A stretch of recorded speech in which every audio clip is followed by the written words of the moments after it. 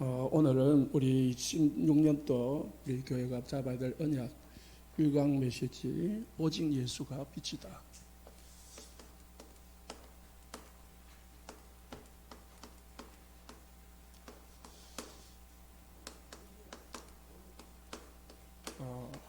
빛이 무엇인지 알아야 됩니다. 세상에 이런 일이라는 TV가 있죠. 거기에 보니까 어떤 할머니가 원색 옷을 다 계속 입어요. 세상 사람들이 볼 때 이상할 정도로, 진짜 기이하다 할 정도로 빨간색, 노란색, 파란색 그런 옷을 입더라고요. 왜 입냐? 그걸 입으니까 우울증이 사라지고, 그게 입었다 보니까 그게 마음이 밝아지고 생각이 바뀌더라는 거예요. 그게 우리가 밝은 환경, 밝은 옷만 입어도요 생각이 바뀌고요 밝아지고 이 어둠에 사라지는 거예요. 빛이라는 것은 좋은 거고, 빛이라는 것은 좋은 정도가 아니고요 이 세상에서는 없어서는 안 되는 게 빛입니다. 우리 성도님들이 빛을 뭔지 발견하고 진짜 이 세상에 참 빛이 무엇인지 발견하고 이 빛을 한 해에 먼저 누리고 그리고 증거하는 시간들이 되시기 바랍니다. 1절 말씀에 이 빛이 여호와의 영광이 네 위에 임했다 했습니다. 이미 우리 안에 그리스도의 빛이 들어와 있는 거예요. 여러분 안에. 그래서 우리는 빛이 임했기 때문에 뭐합니까? 일어나서 바라라는 거예요. 왜? 2절에 어둠이 땅을 덮을 것이고 캄캄함이 만민을 가리고 있다. 그래서 오직 여호와께서 네 위에 임했으니까 그 영광이 네 위에 나타날 것이다. 너를 통해서 나타날 것이다. 그러면 빛을 발하면 나라들은 그 빛으로, 왕들도 비치는 이 광명으로 올 거다. 왕들만 오는 게 아니라 사방의 무리가 다 네 중심으로 모여들 것이다. 아들들은 먼 곳에서 오겠고 딸들은 안겨 올 것이다. 아들이 외출했다가 온다는 말이 아니라 하나님의 자녀들, 하나님의 딸들이 너에게로 와서 복음을 듣게 될 것이다. 빛을 보게 될 것이다. 5절에 그때에 뭐가 생긴다고요? 그것을 보고 기쁜 빛을 네 마음에 생기고 네 마음이 놀라고 하창하리니. 기쁨이 생기고 놀랄 만큼 축복이 오고, 그러니까 마음이 화창하고, 그뿐만 아니라 바다의 부가 네게로 몰아오면, 우리 좋아하는 거 있죠? 경제가 온대요. 그리고 재물들이 네게로 옵니다. 그리고 이제 6절, 7절 다 그 재물에 대해서 이야기합니다. 그래가지고 9절 말씀에 모든 섬들이 너를 악망할 것이다. 부러워할 것이다. 응? 우리 성도들을 부러워하게 될 줄 믿습니다. 불신자들이 부러워하고, 불신자들이 우러를 보고 그렇게 된다는 것이죠.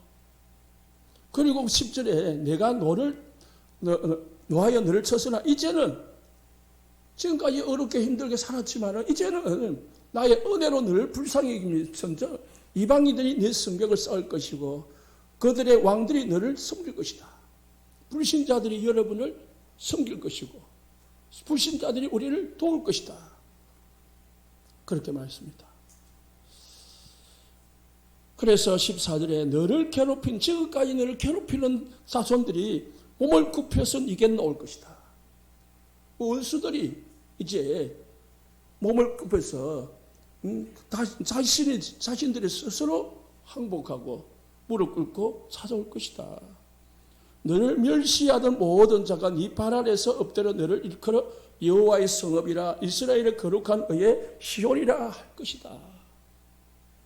15절에 전에는 네가 버림을 당하며 미움을 당했지만은 그리고 네게로 오는 자가 우리에게 오는 자가 없었는데 이제 네가 영원한 아름다움과 대대의 기쁨이 되게 할 것이다. 그래서 19절에는 다시는 낮에 해가 네 빛이 되지 아니하며 달도 이게 빛을 비추지 않을 것이요. 이 세상에 이 태양빛, 달빛 좋은 거잖아요. 그 정도가 아니라 그 정도로 우리가 사는 게 아니라 오직 여호와가 네게 영원한 빛이 되며 이 하나님이 네 영광이 될 것이다. 우리는 불신자들이 태양빛 가지고 사는 게 아니고 우리는 하나님의 빛 그거 가지고 살게 될 것이다. 그래서 20절에 다시는 태양은 떴다가 져요. 그러나 이 해는 네가 해가 지지 아니하며 이 달이 물러가지 아니할 것이다. 그래서 영원히 네의 빛이 되고 슬픔의 날이 끝날 것이다. 그래서 22절에 작은 자가 천명을 이루고 약한 자가 강국을 이룰 것이다. 언제요? 때가 되면 속히 이루리라. 그건 언제입니까? 1절입니다. 일어나라 빛을 발하라. 그래서 일어나라 빛을 발하라. 일어나서 빛을 발하기만 하면은 2절부터 오는 모든 응답이 우리 성도님들과 우리 교회 것이 될 줄로 믿습니다. 우리에게는 이미 빛이 있다니까요. 빛이 임했다니까요. 그래서 제가 원당 기도회 때 제일 뒤에 앉아보니까 이 글씨가 안 보이더라고요. 앞에 뒤에 앉지 말고 앞으로 오세요. 안 보인다니까. 좀 크게라도 써야 되겠는데 그렇습니다. 그걸 안 보이죠?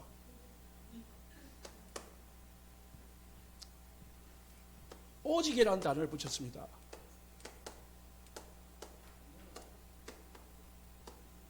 왜? 이게 우리의 답이 되어야 됩니다. 우리 모든 성도들과 우리 교회의 답이 되어야 됩니다. 오직 예수 그리스도가 빛이다. 이게 답이 되어야 됩니다. 빛은 예수 그리스도다. 다시 말해서 예수 그리스도로 담나야 우리가 이 빛의 축복이 내게 됩니다. 오직 하나님의 나라는 영적 싸움이다.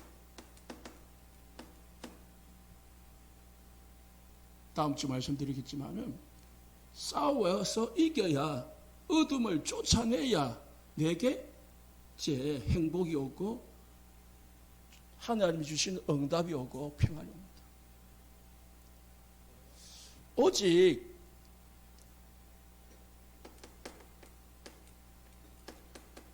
성령의 능력으로만 우리가 어둠을 이길 수 있다. 어둠은 세상의 어둠이 아니거든요. 그래서 우리의 힘으로는 이길 수가 없습니다. 오직 성령의 능력으로만 이길 수 있기 때문에 성령 충만 받아야 돼요. 이게 우리가 오래 가야 될 이게 망대로 만들어져야 됩니다. 저와 여러분의 망대로 만들어져야 됩니다. 답으로 만들어져야 됩니다. 내게 내린다는 망대라는 것은. 그래가지고 우리가 하나님의 나라의 일에 여정을 가야 되는 겁니다. 그래가지고 올 한 해에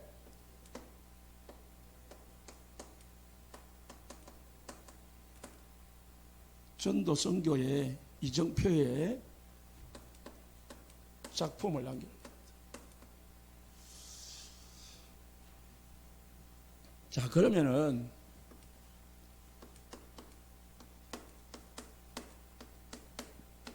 어둠은 뭐냐? 어둠은 이 어둠을 이해를 해야 뭐가 되냐면은 세상을 이해를 할 수 있고요.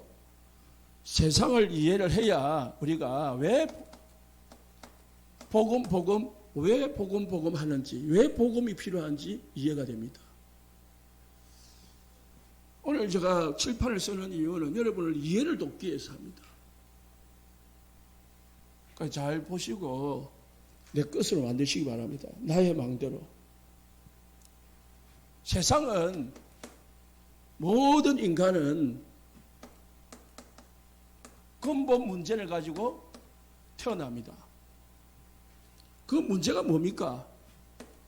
죄의 문제고 사단의 문제고 하나님을 떠난 지옥의 문제입니다. 이 문제 속에서 모든 인간이 태어나고 살아가는 거예요. 그러다 보니 이 문제는, 이 근본 문제는 근본 뿌리를 뽑아서 없애지 않은 한 해결할 수가 없습니다. 뿌리를 뽑아가지고 없애야 되는데 인간의 윤리나 교육이나 노력이나 또는 어떤 종교로도 이걸 해결할 수가 없고 해결되지가 않습니다. 이게 왜냐? 영적 문제이기 때문입니다. 그래서 모든 인간은 이 속에서 태어나다 보니까 영적 상태가 어떤 상태냐? 요한복음 8장 44절. 너희 아비 마귀라고 했어. 마귀 자녀라. 마귀 자녀니까 고린도전서 10장 20절. 하는 일이 귀신 섬기는 거예요. 조상을 섬긴다고 한다는 게 귀신을 섬기는 거예요. 그러다 보니까 모든 인간은 우상숭배를 합니다. 그런데 우상숭배의 배경은 귀신이라요. 그리고 그것을, 이 영적 문제를 해결하기 위해서 인간이 자꾸 뭡니까? 만든 게 종교라요. 점술, 미신. 그러다가 좀 좋은 선택을 한 사람들이 있는데, 나는 불교보다 기독교가 좋다. 교회당을 선택하는 사람도 있기도 있어요. 그러나 이 교회당을 다닌다고 해서 영적 문제가 해결이 안 돼요. 특히 이 근본 문제가 해결이 안 되는 거예요. 사단에게서 벗어날 수가 없습니다. 죄를 해결할 수가 없습니다. 이 죄 때문에 하나님을 떠났거든요. 죄 때문에 사단의 종이 되어버렸단 말이에요. 그래서 인간은 종교를 만들고 점수를 만들고 미신을 섬기고 교회당을 다녀보지만은 이 세상에는 해결책이 없어요. 세상에는 해결책이 없다니까요. 우리가 몸이 아프면은 의사를 찾아가지고 수술을 하든지 약을 먹든지 하면은 될 수도 있지만은 영적인 원인으로 오는 문제는 세상에서는 해결이 안 되는 거예요. 그래서 많은 사람들이 원인을 알지 못하는 병에 시달리고 있습니다. 그게 뭐냐? 정신 문제다.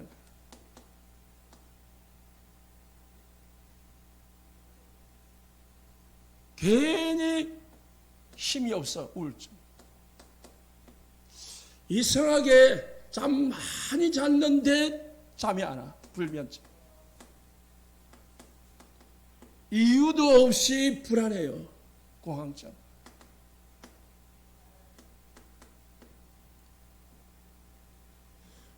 짜증이 나요. 내 속에 있는 알지 못하는 상처.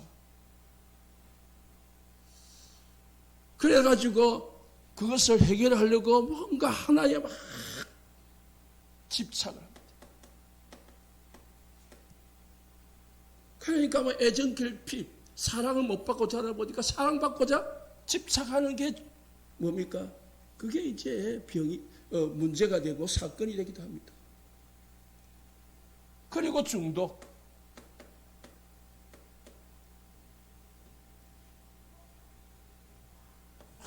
음식을 탐하는 사람도 있어요. 그것도 일종의 중독이고요. 일종의 집착입니다. 막 음식만 보면은 막 먹고 싶어서 또는 가지고 싶어서 먹게 돼서 그게 결국은 집착인데 결국 어딘가 상처에서 나온 거예요. 가장 우리가 흔한 것이 돈이지, 돈. 돈 중독이다. 아니라고 하지만은 거의 인간은 돈 중독에 갇혀 있습니다. 돈 집착 속에 있습니다. 왜냐? 상처거든요. 저도 이런 상처가 있는 것 같아요. 제가 오남매로 이제 태어나가지고 어머니가 35세 혼자 되셔가지고 우리 오남매를 저기 섬 시골에서 키웠는데 그러니까 이제 저 위에 형님이 있고 누님이 있는데 일찍 공부도 다 못 끝내고 다 이 도시로 우리는 저기 통영에서 또 배를 타고 30분 가야 되는 섬이니까 그러니까 육지로 다 이제 간 거예요. 가고 저 혼자하고 저하고 저 밑에 동생하고 어머니 밑에 있었는데 제가 초등학교 전에는 잘 모르겠고 초등학교 중학교 때까지 이제 어머니 밑에서 자랐는데 고등학교 때 이제 나와가지고 예수 믿게 됐고 그때가 초등학교 중학교 때까지 계속 기가 못이 박히도록 들은 이야기가 어머니가 밤만 되면은 우리가 모아놓고는 아니고 그 시골에는요 밤에 겨울 같은 경우는 이 시금치, 마늘 그런 것을 밤에 낮에 저녁이 되면 뽑아와요. 그걸 이제 시금치를 묶어요. 시금치 묶고 마늘 묶어요. 묶으려면은 한 자루로 막 해가지고 밤에 이제 초롱불 밑에서 단을 묶는 거예요. 단 알죠? 한 단씩 시장에 나오잖아요. 단을 묶으려면은 짚하고 그래 이제 손으로 짝짝짝 잡는단 말이에요. 이해하고 시금치가 푹 퍼져 있단 말입니다. 그래 딱 잡아가지고 딱 어머니한테 준단 말이에요. 어머니가 무리를 받아가지고 동생하고 나는 시다발이 하는 거지. 주면은 어머니가 딱 묶어가지고 한 달을 만드는 거예요. 달을 만들어가지고 아침에 이제 장사하는 사람들 넘기거든요. 그러니까 아침에 이제 보통 이제 시금치는 겨울에 나오잖아요. 그러니까 이런 때 또 여름에 또 여름 때 나름대로 또 있습니다. 하는 게 일들이 있죠 계절마다. 그럼 밤만 되면은 옹기종기 앉아 있으면은 어느 집에 몇십만 원, 어느 집에 몇백만 원, 어느 집에 몇십만 원 빚이 있는데 어찌하냐 하고 그거를 매일 레파토리가 아니고 막 고정적으로 이야기합니다. 갚을 수 있는 능력이 우리한테 있는 게 아니고 어머니가 우리한테 갚으라는 것도 아니고 그냥 하소연이고 그냥 하는 소리라. 답답하니까 그렇겠죠. 그걸 우리는 듣고 살았거든. 동생하고 나하고. 그러다 보니 제가 어릴 때부터 1,000원 안 들었는데 자랄 때까지 한 번도 용돈을 받아본 적이 없고 용돈을 달라고 한 적이 없어요. 왜? 용돈을 달라고 할 수가 없었어요. 용돈을 달라고 해도 용돈이 없고 그렇게 살았다니까. 왜? 그거는 또 용돈 필요 없었어요. 왜? 상점 자체가 없으니까. 놀 데가 없으니까. 돈 있으면 어디 쓰겠어요. 그런 환경도 됐지만은 시골에 낚시나러 가고 하는 거지. 어쨌든 그걸 듣고 살았거든. 그러다 보니 제가 커서요. 뭐가 다 나도 모르게 나 자신을 점검을 해보니까 돈에 대해서 민감한 거야. 뭐에 민감하냐? 빚에 대해서입니다. 빚. 나는 빚 이야기 많이 들었잖아요. 그래서 빚 지고는 못 견디는 거야. 빚을 지면은 남한테 돈을 몇 천을 빌렸든 몇만을 빌렸든 빚을 지면은 내 자신이 답답해. 그래서요, 빚 자체를 안 집니다. 빚을 져야 되겠다 하시면은 꼭 필요하다면 아예 안 삽니다. 안 씁니다. 그런 습관이 딱 들어갑니다. 저는 심지어는 카드를 많이 쓰거든요. 혜택이 좀 있으니까. 그런데 대부분 카드를 쓰지만은 할부를 자체를 안 합니다. 지금까지 제가 몇십 년 동안 카드를 썼지만은 할부를 해본 적이 없어요. 아예 안 한 적은 없겠지만은 뭐 다섯 손가락 하면 내가 아무리 생각해보면 다섯 손가락만큼 했지 한 5번 그것도 안 했을 거예요. 어쨌든 할부조차도 안 합니다. 왜? 할부도 빚이다. 다음 달에 갚아야 되는 거니까.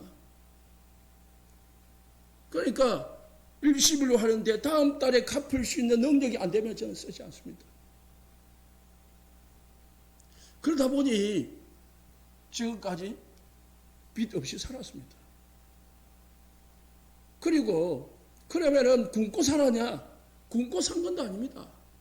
하나님이 어제 우리 아이들 두고 이야기를 했지만은 하나님이 이모저모로 채우셔서 하나님이 하신 은혜로 살아왔습니다. 우리 장로님, 우리 성도님들 제가 어떻게 경제를 쓰고 있는지 잘 모를 겁니다. 교회 사례를 가지고서 산다? 그건 절대 불가능한 겁니다. 제가 교회를 지금까지 사례를 받아가 산다? 절대 불가능합니다. 생각 자체가 안 됩니다. 제가 한 달에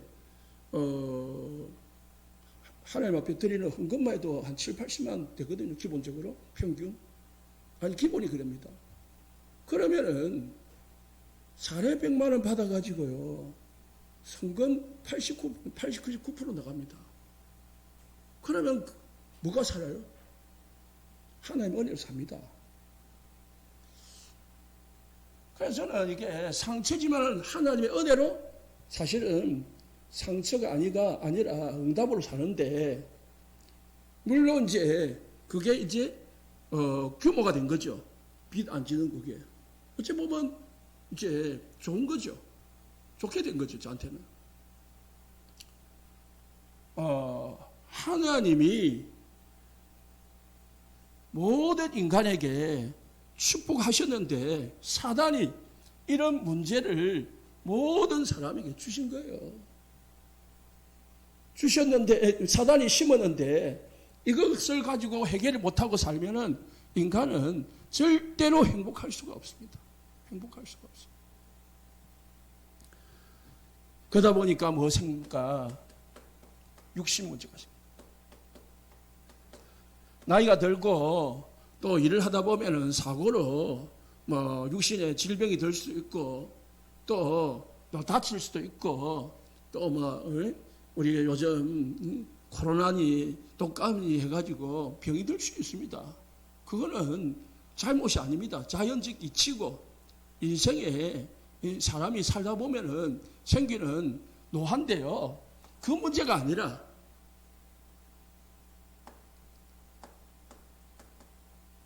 원인을 알 수 없는 질병.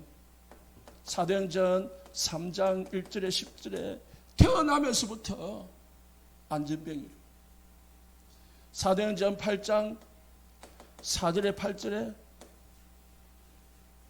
살다 보니 안전병으로 귀신 들림으로 중풍병으로 이 고생하고 있더라고요. 그런데 이들에게 복음이 증거되어졌는데, 예수 그리스도 빛이 증거되어졌는데 해결이 되어버렸어요. 베드로가 의사가 아닙니다. 빌립이 의사가 아닙니다. 빌립이 이 수술을 하고 약을 준 게 아닙니다. 복음을 전했는데 나아버렸단 말이에요. 원인을 알 수 없는 문제로 질병이 들려 있었는데 복음을 들었더니 해결이 되어버리더란 말이에요. 이게 여기서 온 겁니다. 늘 경제에 시달리고, 늘 빚에 쏟달리고, 늘 사기당하고, 한번 당할 수도 있죠. 그러나 그게 반복되는 것, 그게 사실상 원인을 찾아봐야 됩니다. 왜 우리 집은 평생에 경제에 쪼달릴까? 왜 평생에 생각을 바꾸고 바꿔야 하는데 근본 원인을 바꿔야 돼. 그러다 보니까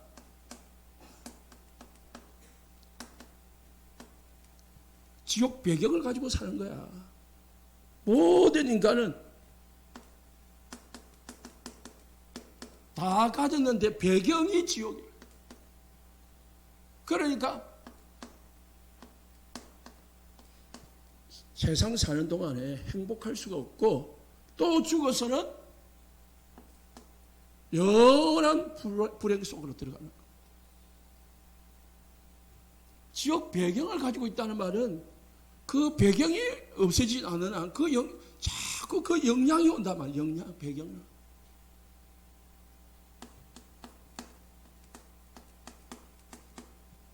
후손에게 언약이 전달돼야 되는데 뭐가 전달되느냐? 수주 재앙이 전달돼요. 뭐래요? 유산으로.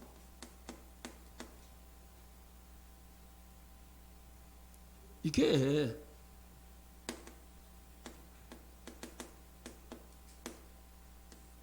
삼, 4대가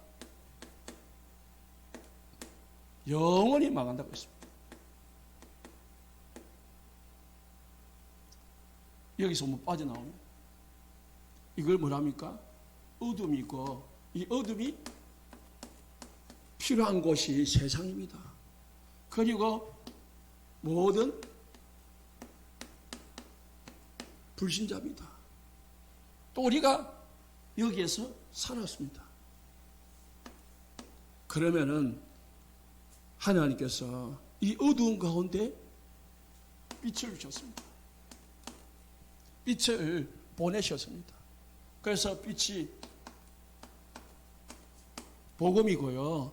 빛은 모든 인생이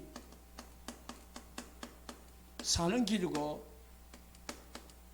행복해지는 길이고 거기서 빠져나오는 길입니다. 어둠에서 빠져나오는 길이 빛입니다. 빛이 비치면은 어둠은 자동으로 물러갑니다. 그래서 모든 인간에게는 빛이 필요한 겁니다. 빛이 뭡니까? 복음이요. 복음이 뭡니까? 그리스도입니다. 그래서 하나님께서 인간이 여기에 빠지자마자 약속을 했습니다. 여자의 후손을 보내시겠다. 그래서 뱀의 머리를 깨뜨리시겠다. 아담과 하와에게는 가죽옷을 입혀서 피 흘리시고 아담과 하와의 허물을 덮으셨습니다.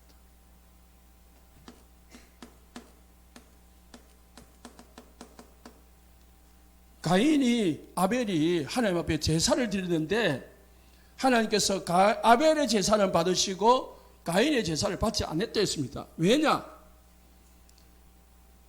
가인은 땅의 소산으로 제물을 삼아 여호와께 드렸고 아벨도 자기의 양 첫 새끼와 기름으로 드렸더니 했습니다.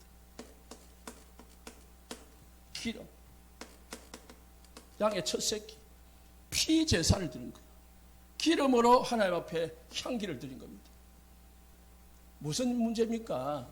죄의 문제를 죄의 문제를 아벨은 해결하고 하나님 앞에 예배를 드렸다는 거예요. 가인은요, 죄의 문제를 해결하지 않는 예배를 드렸어요. 교회당에 앉아 있는데 죄의 문제를 해결하지 못하는 예배를 드렸다는 거예요. 그래서 하나님이 그 예배를 받지 않는다는 거예요.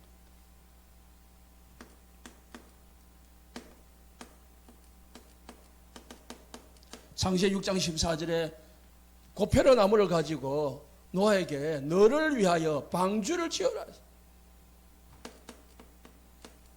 방주 안에 들어가는 자는 어떤 홍수가 범람해도 다 살아남았습니다.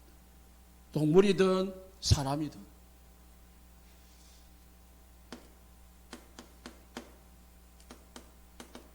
출애굽기 12장 7절에요. 하나님께서 이스라엘 백성들에게 양을 잡아가서 피를 집에 좌우 문설주와 임방에 바르라. 양을 잡아서 그 피를 좌우에 문설주와 임방에 바르라.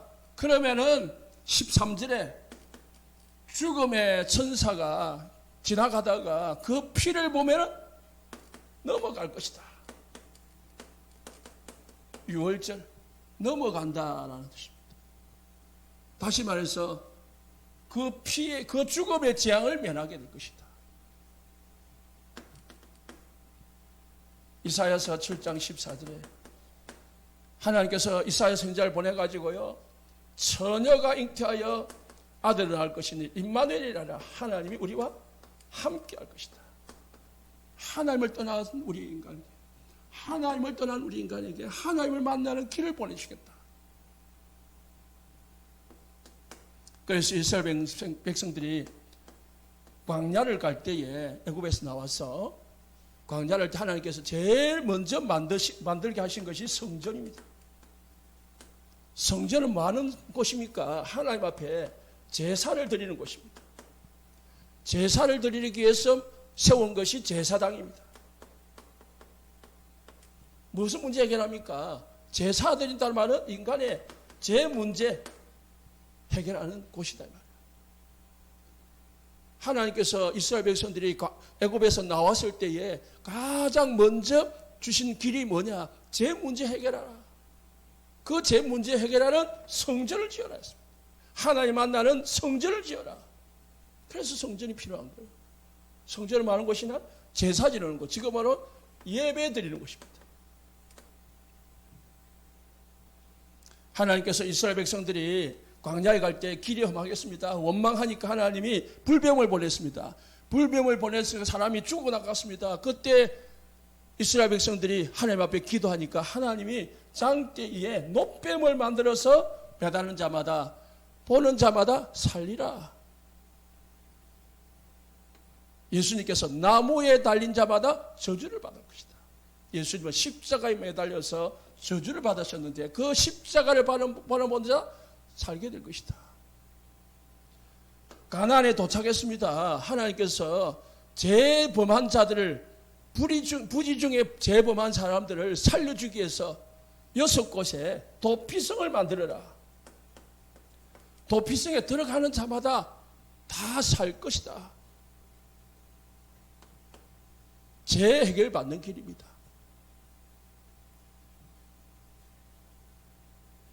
장차 오실 그리스도. 가나안에 도착했을 때 하나님께서 이스라엘 백성들이 원했습니다. 왕을 세워달라. 그리고 하나님께서 많은 선지자들을 세워서 하나님의 말씀을 전달했습니다. 제사장, 왕, 선지자를 구약에 이미 수없이 보여주셨습니다. 그래서 마태복음 1장 21절에 신약시대에 왔습니다. 구원자를 보내셨습니다. 그 이름이 예수라. 마태복음 16장 16절에 그 직분이 그리스도라. 그리스도를 보내셨습니다. 이 예수 그리스도가 하나님을 제 문제 해결하는 참 제사장, 사단의 문제를 해결하는 참 왕, 하나님 만나는 길이 되신 참선이자 되신 것을 말하는 것이 그리스도라는 뜻입니다. 예수님은 우리 인간의 모든 죄와 사단과 지옥의 문제를 해결하러 오신 분이다. 그게 복음입니다. 그래서 그리스도가 복음이고 어둠을 해결할 문제이기 때문에 빛입니다. 그래서 그리스도가 들어가는 사람마다 문제 해결되고 그리스도가 들어가는 복음이 받은 사람마다 인생이 바뀌어집니다. 복음이 들어가는 가정마다 바뀌어졌습니다. 복음이 들어가는 나라마다 바뀌었습니다. 어떻게 바뀌었습니까? 행복으로, 축복으로, 번성으로 바뀌었다니까. 왜? 어둠이 떠나가고 복음이 들어오니까 다른 것은 빛이 들어왔다는 거예요. 어둠이 떠나갔다는 말입니다. 그래서 우리가 예수 믿어야 되는 겁니다. 요한복음 1장 12절에 빛은 그리스도인데 이 빛은 요한복음 8장 12절입니다.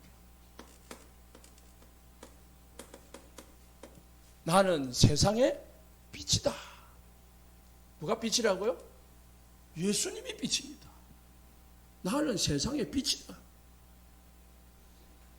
예수님은 하나님께서는 우리에게 빛을 만들라고 하지도 않고 우리에게 네가 빛이다라고 하지 않습니다. 우리가 빛이 되는 얼마나 힘듭니까? 우리가 이 문제를 해결하면 얼마나 힘듭니까? 하나님은 우리가 해결할 수 없음을 아시고 빛을 보내주셨습니다. 그래서 예수님은 빛의 근원입니다. 예수님은 참 빛입니다. 하나님 우리 보고 빛이 되라, 빛을 만들라고 하지 아니하시고 빛을 보내주셨습니다. 그래서 예수님은 빛 자체입니다. 이 빛 그 자체라니까요. 그러니까 빛을 들고 오면 그냥 어둠은 떠나가는 겁니다. 빛을 만들려고 우리가 애쓸 필요가 없다는 거예요. 빛을 만들어가지고 해가지고 가져가지고 어둠을 해결하려고 하면 날리고 쓸 필요가 없다니까요. 그냥 빛이 왔다니까요. 그런데 요한복음 1장 12절에 1절에 왔는데 알아보지 못해가지고 영접하지 않았다 했습니다. 12절에 영접하는 자, 그 빛을 믿는 자들에게는 하나님의 자녀가 되는 권세를 준다고 했습니다. 어둠에 있는 우리는 스스로 우리가 어둠에서 벗어날 수가 없습니다. 이 세상의 어둠이라는 우리가 그냥 벗어날 수도 있지만은 영적 어둠은 인간이 스스로 벗어날 수가 없고 어둠을 쫓아낼 수가 없습니다. 그래서 빛 대신 예수 그리스도가 이 땅에 오셔서 십자가를 지시고 부활하심으로 죄의 문제를 해결하고 사단의 문제를 해결하고 하나님 만나는 길을 여셨습니다. 시편 107편 8절에서 10절에 보니까 사람이 흑암과 사망의 그늘에 앉았으며 곤고와 쇠사슬에 매여서 그 환난 중에서 여호와께 부르짖음에 그들의 고통을 보시고 흑암과 사망의 그늘에서 인도하여 내시고 그들의 엉매인 줄을 끊으셨도다. 하나님께서 우리 인간이 흑암과 사망의 그늘에 매여 있음을 보시고 예수 그리스도의 빛을 이 땅에 보내셔서 우리를 그 흑암의 쇠사슬을 끊으시고 우리를 건져내셨다는 말입니다. 모든 인간은 이 흑암의 어둠의 그늘에 잡혀 있다니까요. 이들을 건져낼 수 있는 방법은 오직 빛밖에 없어요. 요한복음 8장 32절에 그래서 진리를 알지니 진리가 너희를 자유케 하리라. 빛이 들어올 때에 뭐가 생깁니까? 자유함이 온 거예요. 이사야서 60장 말씀은 다 그 말씀입니다. 빛이 비치기만 하면은 모든 것이 모여든다.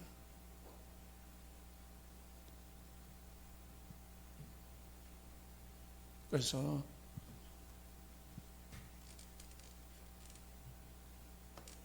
빛을 비추기만 하면 어둠은 떠나갑니다. 왜 그러냐? 왜 어둠이 떠나갑니까?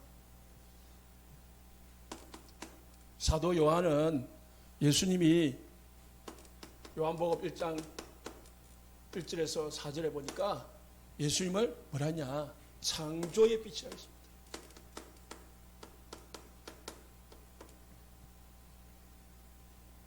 예수님은 창조의 빛입니다. 창세기 1장 1절에서 3절에 예수님은 창조의 빛인데 빛이 빛이니까 어둠이 떠나가고 혼돈 공허가 해결됐다 했습니다. 우리 성도님들 안에 가정에 현장에 창조의 빛이 임한 줄 믿으시기 바랍니다.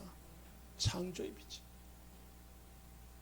모든 창조의 빛, 창조라는 것은 무에서 유가 되어지는 겁니다. 불가능함이 가능이 바뀌는 것이 창조입니다. 절대 할 수 없는 것이 되어지는 응답, 창조의 능력입니다. 그리스도가 들어오면은 창조의 빛이, 창조의 능력이 나타납니다. 요한복음 1장 1절에서 4절에 예수님은 생명의 빛이었어요.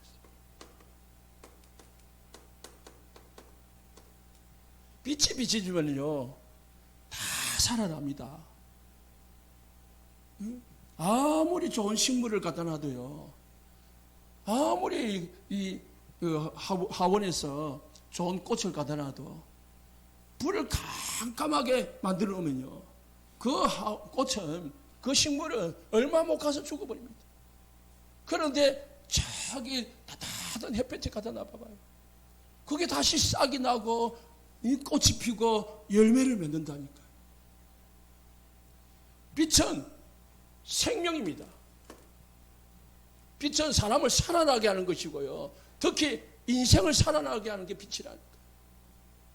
여러분의 인생에, 여러분의 가정에, 현장에 생명의 빛이 비치지기를 예수님 축복합니다. 병든 자가 고침을 받고 소망이 없는 자가 희망이 생기고요, 앞이 캄캄한 인생이 빛이 비치지면은 미래가 보인다니까요.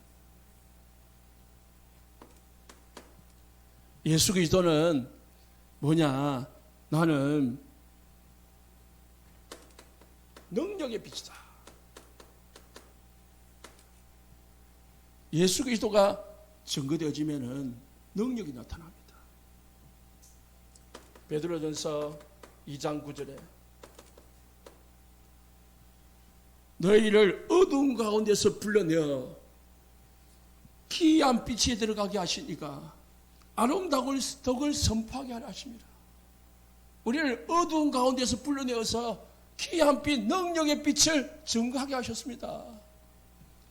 사도행전 3장 1절에 10절에 베드로가 빛을 비추니까 인생의 어둠이 캄캄했던 그 안전병이에게 빛이 비치니까 하나님의 능력이 임해가지고 안전병이 일어나고 인생의 빛이 비치기 시작한다. 우리 주위의 사람들에게, 아니 우리에게 필요한 것은, 여러분에게 필요한 것은 다른 게 필요한 게 아닙니다. 뭐가 필요합니까? 그리스도가 빛이 필요한 거예요. 여러분에게 계속 그리스도의 빛을 비추시기를 예수님 축복합니다. 그 빛이 오늘 본문에 이사야 60장 1절에 이 안에 임했다 했습니다. 이 빛이 영광의 빛, 응답의 빛이, 축복의 빛이 우리 안에 임했다 했습니다. 믿으시기 바랍니다. 우리는 빛을 찾으러 다녀야 되는 게 식물이 아닙니다. 이제 빛을 받으러 다녀야 될 신분이 아닙니다. 이미 여러분 안에 임했다는 거예요. 그러면 어떻게 임했냐? 점검해봐요. 언제 임했냐? 요한복음 1장 12절에 빛이 왔는데 영접하지 않았는데 영접할 때에 빛이 내 안에 들어옵니다. 빛이 여러분이 영접할 때 요한계시록 3장 20절에 여러분이 마음문 열고 예수님을 여러분의 마음속으로 영혼 속으로 모셔드릴 때에 예수님이 빛으로 우리 안에 들어오셨습니다. 로마서 10장 9절에 10절에 여러분이 예수 이름을 부를 때에 빛이 우리 안에 들어오셨습니다. 왜냐? 어떻게 임했냐? 빛이 성령으로 우리 안에 임했습니다. 성령으로 여러분 안에 임했다니까요. 그리스도가 성령으로 우리 안에 임해 있습니다. 그래서 고린도전서 12장 3절 보니까 성령이 아니고는 누구도 그리스도를 주라 신뢰할 수 없다. 반대로 내가 예수님이 그리스도이시다라고 믿고 내 입으로 시인하고 기도한다면 여러분 안에 성령이 계시다는 증거입니다. 우리 안에 성령이 계시기 때문에 내가 예수님을 주다라고 신하게 되는 겁니다. 반대로 하나님의 영으로 말하는 자가 누구든지 예수를 저주할 자라 하지 아니하고 성령으로 아니하고는 그리스도를 주라 신할 수 없다. 성령이 역사하지 아니하면 예수 그리스도를 주라 신할 수가 없어요. 아니 신해지지가 않아요. 예수님이 믿어지지가 않는데 어떻게 예수님을 주라 신할 수가 있겠습니까? 성령이 임해 있으니까 믿어지는 거예요. 여러분 내 안에 성령이 계심을 믿으시기 바랍니다. 결론입니다. 그래서 우리는 예수 그리스도가 답이 딱 나와요. 아, 예수 그리스도가 필요하구나. 내 인생에 예수 그리스도가 필요하구나. 날마다 예수 그리스도가 내게 필요하구나. 그래서 날마다 본부 원단처럼 아침 일어나서 날마다 그리스도로 답을 가지시기를 예수 축복합니다. 그게 아침에 우리가 해야 될 일이요. 오늘도 예수 그리스도가 나는 필요합니다. 오늘 이 일에도 예수 그리스도가 필요합니다. 내가 가는 모든 현장에 예수 그리스도가 필요합니다. 그 고백이 있어야 돼요. 진짜 고백입니까? 그래서 이 예수 그리스도가 답이 되고 그 그리스도가 지금 필요하다는 믿음이 있어야 됩니다. 아마 옛날 성경에 그게 아니고요. 지금 내게 필요한 거예요. 오늘 그리스도가 필요하고 빛이 필요한 겁니다. 그것이 여러분의 참 믿음이 되고 소망이 되시기 바랍니다. 이게 됩니다. 그래서 답을 내고요. 답 내요. 그리고 이 그리스도를 내 현장에서 누리는 것입니다. 누리면은 내가 현장에 정인으로 서게 되어 있습니다. 누려야 빛이 비치지는 거죠.